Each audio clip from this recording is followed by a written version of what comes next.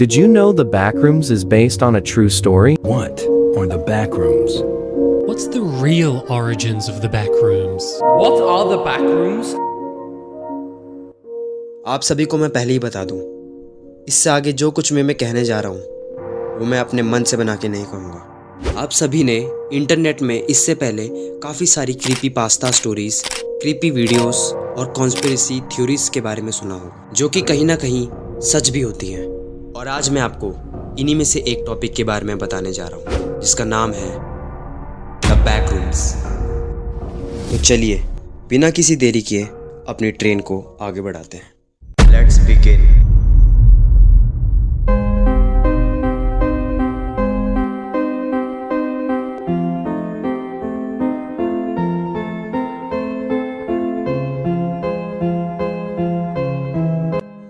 इस कहानी की शुरुआत होती है 2019 में, जब एक अननोन पर्सन 4chan जैसे नामक वेबसाइट पर अपना एक्सपीरियंस पोस्ट करता है। वो इंसान एक ऐसी जगह का जिक्र करता है जहां और कोई इंसान मौजूद नहीं है।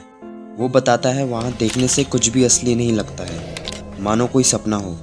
वहां हज़ारों दरवाजे हैं और हर दरवाजे के पीछे एक अलग दुनिया। वो बताता है वहां बहुत शांति है, पर वो शांति राहत देने वाली नहीं, वो एक डरावनी शांति है। वो इंसान अपने एक्सपीरियंस में और भी काफ़ी चीज़ें बताता है, जिसके बाद ये कहानी रेडिट और इमग्यूर जैसे प्लेटफॉर्म पर पहुंच जाती है और ऐसे ही बैकरूम्स की कहानी लोगों तक पहुंचती है। अगर आपको बैकरूम्स के बारे में ज़्यादा जानकारी नहीं है या फिर बिल्कुल भी नहीं पता, तो मैं आपको बता दूं, बैकरूम्स एक डायमेंशन ग्लिच की तरह ट्रीट किया जाता है। एग्जाम्पल के लिए सोचिए, आप एक बिल्डिंग में हैं और आप चलते चलते किसी अजीब रूम में पहुंच जाते हैं। ये इतना असली लगता है जैसे आप किसी वीडियो गेम में चले गए हों। कहीं ये बैकरूम तो नहीं? जी हाँ, कुछ ऐसा ही कहा गया है बैकरूम्स के बारे में। और इससे जुड़ी काफ़ी सारी कहानियाँ भी हैं जो लोगों द्वारा एक्सपीरियंस करी गई है। बैकरूम्स के बारे में आपको इंटरनेट में हज़ारों वीडियोस मिल जाएंगी, लेकिन इन सब चीज़ों की शुरुआत कहाँ से हुई, ये सब जानने के लिए हमें जाना होगा 23 सितंबर 1996।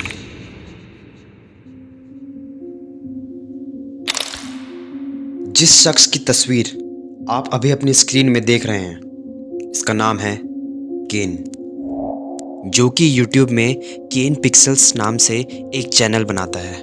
और उस चैनल पे वो एक वीडियो अपलोड करता है और उस वीडियो का टाइटल था द बैकरूम्स। वीडियो की शुरुआत में हमें कुछ लोग शूटिंग करते हुए दिखते हैं, जो कि किसी सीन का टेक ले रहे होते हैं। एंड देन फिर वो एक वाइड एंगल शूट लेने का डिसाइड करते हैं। लेकिन जैसे ही केन शॉट लेने के लिए अपना एक कदम पीछे बढ़ाता है, वैसे ही वो गिर जाता है। जैसे ही वो अपनी आंखें खोलता है तो वो अपने आप को एक अजीब से रूम में पाता है। उस रूम की दीवारें, छत, इवन ज़मीन, हर चीज़ येलो कलर की थी। आगे चलने पर वो एक हॉल पर पहुंचता है और जब वो उस हॉल से बाहर दिखता है तो उसे एक एंडलेस बिल्डिंग दिखाई देती है, जिसका कोई अंत नहीं है। वीडियो में और आगे चलने पर हमें पता चलता है कि केन घूम फिर कर उसी जगह में आ गया है जहां से उसने शुरुआत करी थी। थोड़ा सा और एक्सप्लोर करने पर हमें पता चलता है वहां से किसी क्रिएचर की आवाज़ भी आ रही थी। ये सब देख के केन काफ़ी घबरा जाता है, तो वो डर के मारे एक कोने में जाके छुप जाता है। लेकिन जब वो उस कोने से बाहर देखता है तो उसे वहां एक काफ़ी अजीब सा क्रिएचर देखने को मिलता है। तभी केन अपनी जान बचाने के लिए उस क्रिएचर से दूर भागता है, पर आखिर में वो क्रिएचर उसे पकड़ लेता है और वो वीडियो वहीं ख़त्म हो जाती है। लेकिन अगर हम बात करें केन की, तो आखिर वो बैकरूम्स में पहुंचा कैसे? वो जगह इतनी अजीब क्यों थी? वो अजीब सा क्रिएचर उसके पीछे क्यों पड़ा हुआ था? ऐसे बहुत से सवाल आके खड़े हो जाते हैं हमारे सामने। लेकिन अगर हम थ्योरीज की माने तो बैकरूम्स कोई एक पर्टिकुलर जगह नहीं है, ये एक कलेक्शन ऑफ डायमेंशंस है, जिसको हमने नाम दिया है लेवल्स। जी हाँ, बैकरूम्स में फाइनाइट नंबर ऑफ लेवल्स होते हैं। इसको आप यूँ मानिए, जिस तरह हमें एक गेम कंप्लीट करने के लिए उसके लेवल्स कंप्लीट करने होते हैं, उसी तरह हमें बैकरूम्स में अपने सर्वाइवल के लिए लेवल्स टू लेवल सर्वाइव करना होता है। अब इसे अच्छे से समझने के लिए आपको हमारे साथ चलना होगा बैकरूम्स में।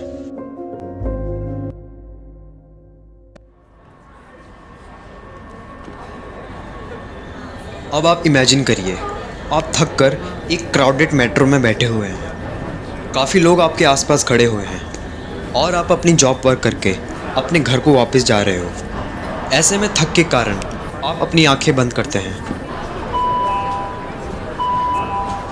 पर कुछ देर बाद जैसे ही आप अपनी आंखें खोलते हैं तो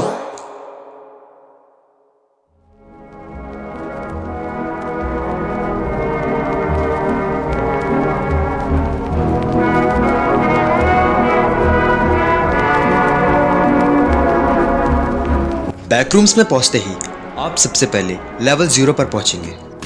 जी हाँ, ये वही लेवल है जिसके बारे में हमने अभी थोड़ी देर पहले बात करी थी। वही लेवल जिसमें केन स्ट्रेंजली पहुंच गया था। यहाँ पर आते ही जो लोग भी आपको जानते हैं या आपसे मिले हैं वो सब भूल जाएंगे, मानो जैसे आप कभी एग्जिस्ट ही नहीं करते थे। आगे चलने पर आपको यहाँ पर येलो कलर के रूम्स दिखाई देंगे जो कभी ख़त्म नहीं हो रहे हैं। आप जितना आगे जा रहे हैं यूँ मानो ये और बढ़ते जा रहे हैं। और आगे चलने पर आपको यहाँ पर एंटिटीज दिखाई देंगी जो आपको जीने नहीं देंगी। इन केस आप लेवल 0 सर्वाइव कर जाते हैं और आप एस्केप डोर भी ढूंढ लेते हैं तो फिर आप पहुँचेंगे लेवल 1 पर। लेवल 1 पे पहुँचते ही आपको सबसे पहले एक काफ़ी बड़ा वेयर हाउस एरिया देखने को मिलेगा जो कि कई हद तक एक पार्किंग यार्ड जैसा भी लगता है। पूरे हॉल में चारों तरफ एक हल्की सी धुंध फैली हुई है और बिजली चलने की हल्की सी आवाज़ आपके कानों में गूंज रही है। अगर हम बात करें एंटिटीज़ की तो आपको इस लेवल में कोई भी एंटिटीज़ दिखाई नहीं देंगी। होगा तो सिर्फ अकेलापन और शांति, लेकिन ये शांति डर में कब बदल जाए ये नहीं पता। काफ़ी लोगों का तो दावा है कि आपको लेवल 1 पर कई जगह डिस्टर्बिंग सी पेंटिंग्स दिखाई देंगी जो आपका मेंटल स्टेट तक बिगाड़ सकती है। अब काफ़ी दिनों तक लेवल 1 पर यूं ही भटकने के बाद आप बाई चांस किसी तरह एस्केप डोर तक पहुंचते हैं तो फिर आप एंटर करेंगे लेवल 2।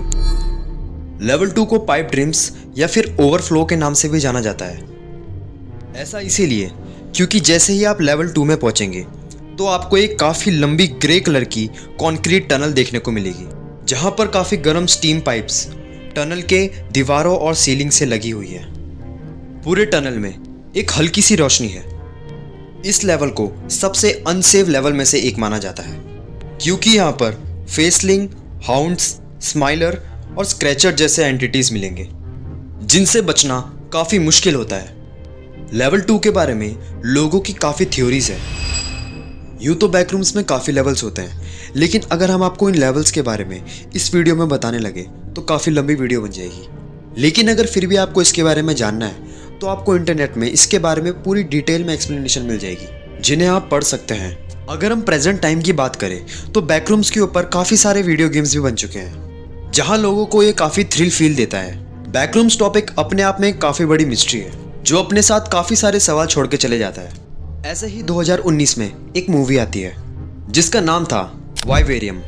ये मूवी कई हद तक बैकरूम्स के टॉपिक को टच करती है। इस मूवी में भी मूवी का मेन कैरेक्टर गलती से एक ऐसी जगह पहुंच जाता है जो कि काफ़ी स्ट्रेंज और अजीब थी और कई लोगों ने तो इस मूवी में दिखाए जगह को बैकरूम्स के किसी लेवल का बताया है।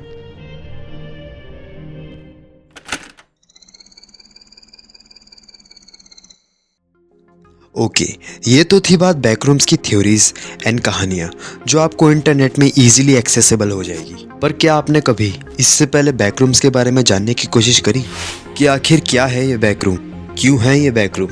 मैंने जब इसके बारे में जानने की कोशिश करी तो मुझे काफ़ी कुछ पता चला। चलिए शुरू से शुरू करते हैं।